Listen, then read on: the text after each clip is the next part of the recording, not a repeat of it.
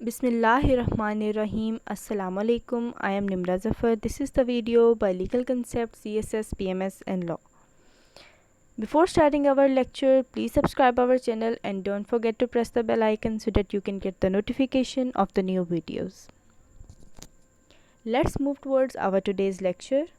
Our today's lecture is about offer and acceptance. आज हम पढ़ेंगे कि ऑफ़र एंड एक्सेप्टेंस क्या होती है और कौन कौन से सेक्शंस इसे डील करते हैं. Section 3 to 9 of the Contract Act 1872 deals with the offer and acceptance.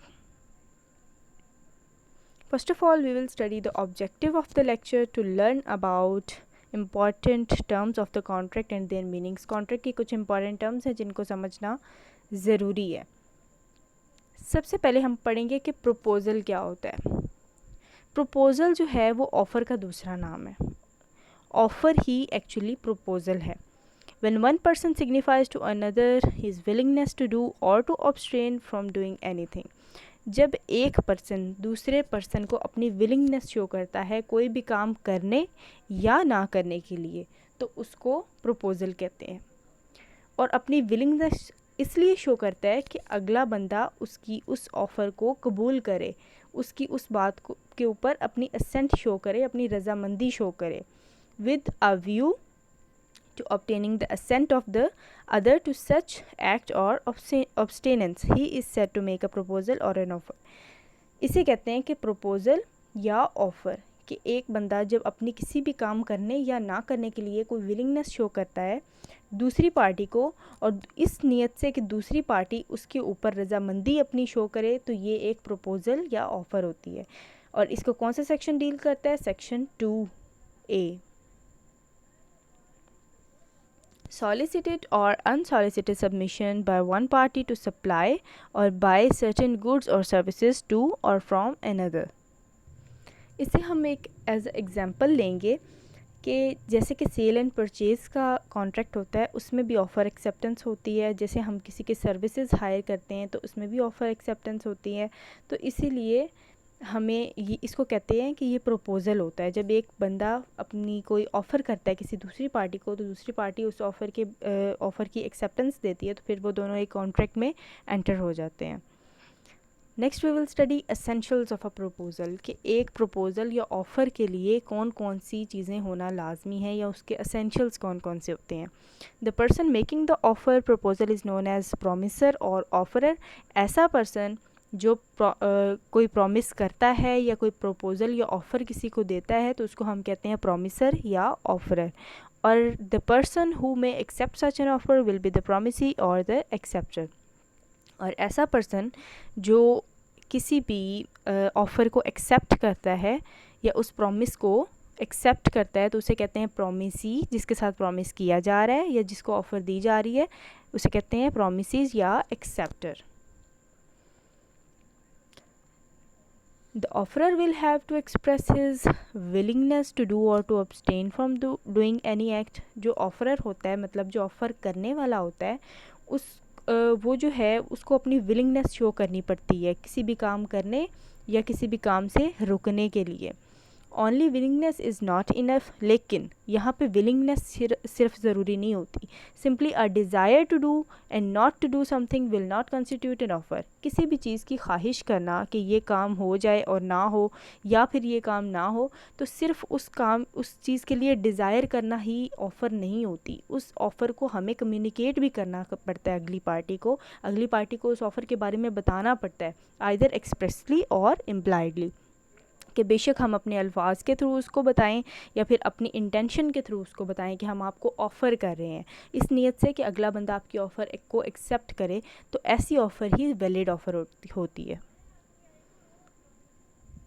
And offer can B positive और नेगेटिव, कि ऑफ़र जो है वो पॉजिटिव भी हो सकती है और नेगेटिव भी हो सकती है. अब यहाँ पे पॉजिटिव और नेगेटिव ऑफ़र का क्या मतलब है, अब हम इस बात को स्टडी करेंगे. It can be promise to do some act, कि किसी भी काम के करने के लिए प्रॉमिस करना, ये पॉजिटिव ऑफ़र होगी.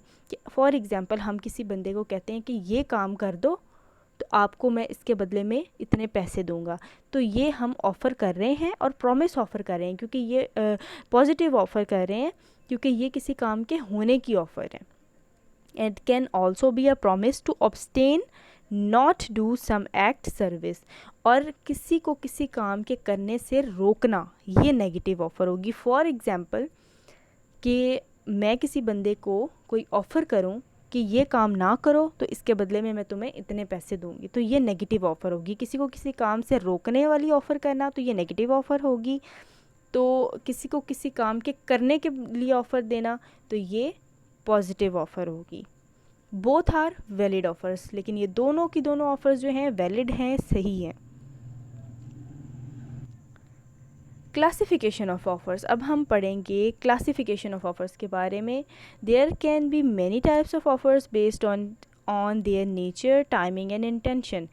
नेचर, टाइमिंग और इंटेंशन की बेस पे ऑफ़र की कुछ टाइप्स हैं, उसको क्लासीफाई किया गया है सेवरल टाइप्स में। Let us look at the classification of offers. अब वो ऑफ़र्स कौन कौन सी हैं। सबसे पहली टाइप जो है वो है जनरल ऑफ़र। जनरल, इसके वर्ड से ही पता चल रहा है कि जनरल का मतलब होता है जिसमें सब आ जाते हैं। जनरल कहते हैं एट लार्ज को। A general offer is one that is made to the public at large. ऐसी ऑफ़र जो पूरी पब्लिक को की गई हो, पब्लिक एट लार्ज को की गई हो, उसे कहते हैं general offer. It is not made to any specified party. ये किसी स्पेसिफिक या एक पर्टिकुलर पर्सन या एक पर्टिकुलर पार्टी को नहीं की जाती, बल्कि पब्लिक एट लार्ज को की जाती है, पूरी पब्लिक को की जाती है। So any member of the public can accept the offer. तो पब्लिक में से कोई भी बंदा उस ऑफ़र को एक्सेप्ट कर सकता है and be entitled to the reward consideration. और जो ऑफ़र की गई थी, अगर वो ऑफ़र एक्सेप्ट कर लेता है तो वो काम करने के बाद उसके लिए जो रिवॉर्ड रखा गया था उसे भी वसूल करने के लिए वो एंटाइटल होता है। इसमें हम एक एग्जांपल देखेंगे। For example, you put out a reward for solving a puzzle. किसी ने ये अगर कोई बंदा ये ऑफ़र करता है कि इस पज़ल को सॉल्व करो, ठीक है। सो इफ़ एनी, तो इसके बदले में तुम्हें कोई रिवॉर्ड मिलेगा, ठीक है। ये एक ऑफ़र की गई पब्लिक एट लार्ज को। So if any member of the public can accept the offer, अगर पब्लिक का कोई मेंबर इस ऑफ़र को एक्सेप्ट कर लेता है and be entitled to the reward if he finishes the act. तो अगर वो काम कर लेता है, मतलब काम कौन सा, पज़ल को सॉल्व कर लेता है, तो वो हकदार बन जाता है उस रिवॉर्ड का, एंटाइटल हो जाता है उस रिवॉर्ड के लिए। इसकी एक और एग्जांपल लेते हैं। अगर किसी बंदे का कोई वॉलेट गुम हो जाता है, वो पब्लिक एट लार्ज को एक ऑफ़र करता है कि जिसको भी मेरा वॉलेट मिलेगा और वो लाके मुझे देगा, उसको मैं इतना इनाम दूंगा। तो ये पब्लिक एट लार्ज को उसने ऑफ़र कर दी। तो कोई भी बंदा हो सकता है जिसकी ऑफ़र एक्सेप्ट करे और उसका वॉलेट ढूंढ के ले आए। तो कोई बंदा अगर उसका वॉलेट ढूंढ के ले आता है, मतलब उसने अपना जो ऑफ़र की गई थी उसको एक्सेप्ट किया और काम भी कर दिया, तो अब उस रिवॉर्ड के लिए वो एंटाइटल हो जाता है कि जो इनाम उसने कहा था वो उसे दिया जाए। Next type is specific offer. कि स्पेसिफिक ऑफ़र क्या होती है। पहले हमने पढ़ा जनरल ऑफ़र, जिसमें सबको ऑफ़र की जाती है, पब्लिक एट लार्ज को। स्पेसिफिक के वर्ड से ही पता चलता है कि ये एक स्पेसिफिक, एक पर्टिकुलर पार्टी को की जाती है offer. A specific offer on the other hand is only made to the specific parties. कि किसी भी स्पेसिफिक या पर्टिकुलर पर्सनस को ये की जाती है, and so only they can accept the said offer और प्रपोजल, जो उसे एक्सेप्ट भी कर सकते हैं। They are also sometimes known as special offer. कि इसको हम स्पेशल ऑफ़र्स भी कहते हैं। इसमें हम एक एग्जांपल देखते हैं स्पेसिफिक ऑफ़र की। For example, A offers to sell his horse to B for ₹5,000। A ने बी को अपना हॉर्स, मतलब अपना घोड़ा बेचने का कहा 5,000 रुपये में। Then only B can accept such an offer. और बी ही सिर्फ इस ऑफ़र को एक्सेप्ट कर सकता है क्योंकि वो स्पेसिफिकली सिर्फ उसे की गई थी। But it is specific to him, क्योंकि ये ऑफ़र सिर्फ बी को की गई थी, तो बी ही इसे एक्सेप्ट कर सकता है। बी एक स्पेसिफिक पर्सन है, इसीलिए हम कहते हैं कि ये स्पेसिफिक ऑफ़र है। Next type is cross offer. यहाँ पे वर्ड से पता चलता है, जिस तरह हम कहते हैं cross examination, cross questioning. Cross questioning जिस तरह होता है कि एक बंदा इधर से क्वेश्चन करेगा तो उसके रिटर्न में जो दूसरा बंदा क्वेश्चन करेगा, मतलब उसको कहते हैं कि क्रॉस क्वेश्चनिंग। इसी तरह क्रॉस ऑफ़र भी होती है। In certain circumstances two parties can make a cross offer. कि कुछ सर्कमस्टांसिस ऐसे होते हैं जिनके अंदर दोनों पार्टीज़ एक ही टाइम पे एक दूसरे को ऑफ़र कर देती है, तो इसे कहते हैं क्रॉस ऑफ़र करना। This means both make an identical offer to each other at the exact same time, कि दोनों पार्टीज़ एक ही जैसी ऑफ़र दोनों को एक दूसरे को कर रहे होते हैं उसी टाइम पे. However, such a cross offer will not amount to acceptance of the offer in either case, कि इसमें acceptance वाला as such कोई सीन नहीं होता, क्योंकि वो identical offer एक दूसरे को कर रहे होते हैं जो दोनों already मान चुके होते हैं. अब वो किस तरह होता है ये हम आगे पढ़ेंगे through example. For example, both A and B send letters to each other. A and B जो हैं दो persons हैं, दोनों एक दूसरे को letter भेजते हैं offering to sell and buy A's horse for ₹5,000. अब A लेटर भेजता है B को कि वो अपना घोड़ा बेचना चाहता है B को 5,000 रुपये में, और उसी टाइम पे B भी लेटर भेजता है A को कि वो उसका घोड़ा ख़रीदना चाहता है ₹5,000 में. दोनों की ऑफ़र्स भी सेम है कि वो भी उसी अमाउंट पे घोड़ा देना चाहता है अपना, और B भी उसी अमाउंट पे घोड़ा लेना चाहता है. तो दोनों की रजामंदी हुई उस बात में, एक्सेप्टेंस तो पहले ही हो चुकी है, तो इसीलिए कहते हैं कि इसमें एक्सेप्टेंस वाला एज सच कोई सीन नहीं होता, और दोनों जो हैं वो इसी तरह एक दूसरे को क्रॉस ऑफ़र करते हैं. This is the cross offer but it will be considered as acceptable for either of them, लेकिन ये दोनों के लिए एक्सेप्टेबल होती है पहले से, इसीलिए इसको कहते हैं क्रॉस ऑफ़र, कि ये ऑफ़र दोनों एक दूसरे को कर रहे हैं.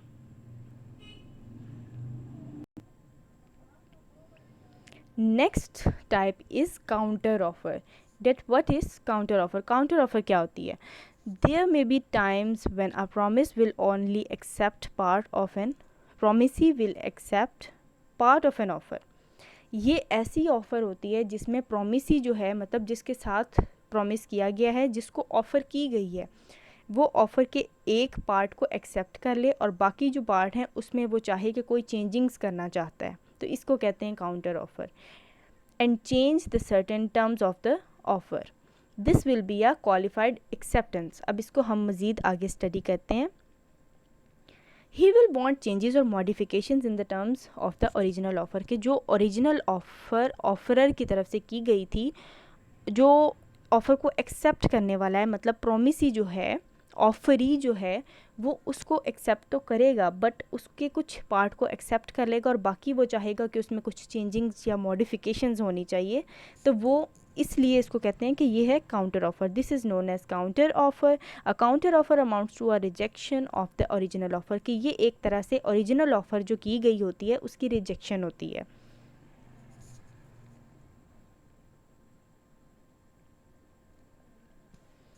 Next we will study essentials of a valid offer, कि एक वैलिड ऑफ़र जो है, एक ऑफ़र के एसेंशियल्स क्या क्या होने चाहिए, क्या क्या चीज़ें ज़रूरी होनी चाहिए एक वैलिड ऑफ़र के लिए. Offer must create legal relations, कि ऑफ़र जो है वो दो पार्टीज़ के दरमियान लीगल रिलेशन क्रिएट करती हो. The offer must lead to a contract that create the legal relations and legal consequences in case of non performance, कि अगर ऐसी लीगैलिटी होनी चाहिए उनके कॉन्ट्रैक्ट में कि अगर कल को नॉन परफॉर्मेंस होती है उस कॉन्ट्रैक्ट की, तो उनकी जो लीगल लिटिगेशंस हैं वो चल सकें या उनके दरमियान लीगल रिलेशनशिप कायम होना चाहिए. एक वैलिड ऑफ़र ये होती है. So, a social contract which does not create legal relations will not be a valid offer, कि ऐसे ऑफ़र्स जिनमें लीगल रिलेशनशिप्स नहीं बनते तो वो वैलिड ऑफ़र्स नहीं होती. For example, a dinner invitation extended by A to B is not a valid offer. Offer must be clear not वेग, कि ऑफ़र जो है वो बिल्कुल क्लियर कट होनी चाहिए, उसमें किसी किस्म की कोई एम्बिगुटी नहीं होनी चाहिए, वो ठीक तरीके से समझ आ जाए ऑफ़री को. जो बंदा ऑफ़र कर रहा है वो ऐसी ऑफ़र करे जो दूसरे बंदे को समझ आ जाए. ऑफ़र बिल्कुल क्लियर होनी चाहिए. For a proposal to be completed it must be clearly communicated to the offeree, कि एक प्रपोज़ल या एक ऑफ़र तब कंप्लीट होगी जब वो ऑफरी, मतलब जिसने एक्सेप्ट करनी है, उसकी समझ में आ जाए, उसको कम्युनिकेट हो जाए सही तरीके से. No offeree can accept the proposal without knowledge of offer, कि ऑफरी जो है वो प्रपोज़ल को एक्सेप्ट नहीं कर सकता जब तक उसे ऑफ़र के बारे में पता नहीं है, नॉलेज नहीं है. The famous case study regarding this is Lalman Shukla versus Gauri Dutt. It makes clear that the acceptance in ignorance of the proposal does not amount to acceptance. इस केस में क्या बताया गया था? इस केस में इस बात के बारे में बताया गया है कि ऐसी एक्सेप्टेंस वैलिड नहीं होगी जिसके अंदर आपने एक्सेप्टेंस के बारे में बताया ही ना हो। एक बंदे को ऑफ़र की गई है तो वो ऑफ़र एक्सेप्ट भी करने के बारे में बताए ही ना, बल्कि चुप हो जाए उस बात पे। जैसे मैं किसी बंदे को ऑफ़र करूं और वो चुप हो जाए, कोई जवाब ही ना दे, तो इसका हरगिज़ ये मतलब नहीं है कि उसने ऑफ़र को एक्सेप्ट कर लिया। ऑफ़र में भी कंडीशनल, कि ऑफ़र जो होती है उसमें हर सूरत के टर्म्स एंड कंडीशंस रखी जाती हैं। While acceptance can not be conditional, acceptance जो होती है उसमें कोई कंडीशन नहीं होती। एक्सेप्टेंस जो है वो ऑफ़र को देखते हुए की जाती है। N offer might be conditional, लेकिन ऑफ़र जो है उसके अंदर टर्म्स एंड कंडीशंस हो सकती हैं। The offeror can make the offer subject to any terms and conditions he deems necessary, कि जो ऑफरर है, ऑफ़र करने वाला है, अगर उसे लगता है कि इस ऑफ़र में कोई टर्म्स एंड कंडीशंस रखनी चाहिए जो ज़रूरी हैं उसके लिए, तो वो रख सकता है। इसके अंदर हम एक एग्जांपल देखते हैं कि कैसे, कि ऑफ़र के अंदर टर्म्स एंड कंडीशंस किस तरह की होती हैं, कैसे टर्म्स एंड कंडीशंस उसमें हो सकती हैं। So A can offer to sell goods to B, A ने बी को ऑफ़र की अपने गुड्स को बेचने के लिए, if he makes half of the payment in advance, कि अगर बी पेमेंट आधी पहले एडवांस में कर देता है तो ही ए उसको अपने गुड्स जो है वो बेचेगा। Now B can accept this conditions और मेक अ काउंटर ऑफर, कि अब यहाँ पे ए ने कंडीशन तो रखी ना, क्या कंडीशन रखी, कि अगर वो पेमेंट आधी पहले कर देता है। इसीलिए कहा गया है इसमें कि ऑफ़र जो है उसके अंदर टर्म्स एंड कंडीशंस रखी जा सकती हैं, लेकिन अब बी जो है वो इसको ऐसे भी एक्सेप्ट कर सकता है, लेकिन वो काउंटर ऑफ़र भी कर सकता है। अब काउंटर ऑफ़र में हमने क्या पढ़ा था कि वो जो ऑफ़र होती है उसे एज इट इज़ कुछ पार्ट उसका एक्सेप्ट कर ले और कुछ पार्ट में वो चाहे कि मॉडिफिकेशंस होनी चाहिए या कुछ वो चेंजेस करना चाहता है, तो इसे कहते हैं काउंटर ऑफ़र। कि एक ऑफ़र के बदले में उसको कहना कि उसकी अगर एक्सेप्ट करना चाहता है हाफ़ पार्ट को तो वो भी कर सकता है, या हाफ़ पार्ट में अगर वो उसको लगता है कि कोई मॉडिफिकेशंस होनी चाहिए तो वो भी कर सकता है। तो यहाँ पे बी जो है वो उसे एज इट इज़ एक्सेप्ट भी कर सकता है और काउंटर ऑफ़र भी कर सकता है। काउंटर ऑफ़र वो कैसे कर सकता है, कि हो सकता है कि वो ए को कहे कि पेमेंट आप एडवांस में ले लें, लेकिन आधी पेमेंट मैं अभी नहीं दे सकता, आप कुछ पैसे कम कर दें। तो ये काउंटर ऑफ़र होगी कि उसने मॉडिफिकेशंस करना चाह रहा है वो उसमें। Offer can not contain a negative condition, कि ऑफ़र में नेगेटिव कंडीशन नहीं होनी चाहिए कोई। A non compliance of any term of the offer can not lead to the automatic acceptance of the offer, कि अगर ऑफ़र की गई है और उसके बदले में कोई रिप्लाई नहीं दिया गया तो इसका ये हरगिज़ मतलब नहीं है कि एक्सेप्टेंस हो गई है automatically. Hence it can not say that if the acceptance is not communicated by a certain time it will be considered as accepted.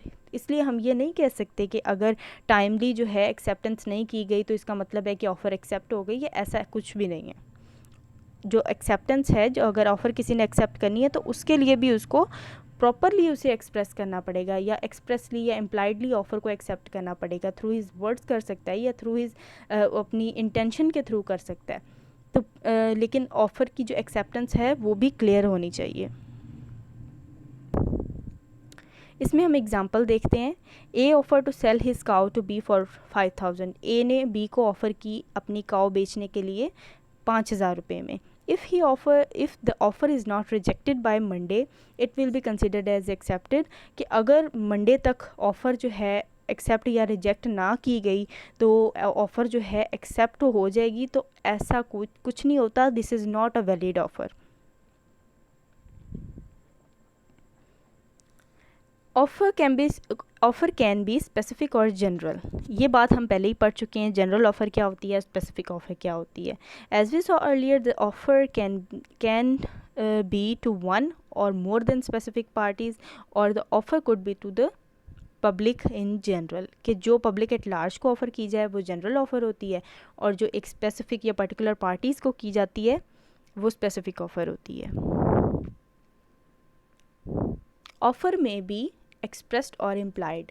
अब इसमें हम पढ़ रहे हैं कि ऑफ़र जो है वो एक्सप्रेसली भी की जा सकती है और इम्प्लाइडली भी की जा सकती है। अब एक्सप्रेस ऑफ़र क्या होती है और इम्प्लाइड ऑफ़र क्या होती है ये हम पढ़ेंगे, और इसे सेक्शन नंबर 9 डील करता है, contract act 1872 of Pakistan. The offeror can make an offer through the words और इवन बाय हिज कंडक्ट, कि ऑफरर जो है, ऑफ़र करने वाला जो है, वो अपने अल्फाज के थ्रू भी ऑफ़र कर सकता है और अपने कंडक्ट मतलब अपनी इंटेंशंस, अपने रवैये के थ्रू भी ये शो करवा सकता है कि मैं ऑफ़र कर रहा हूँ, ठीक है।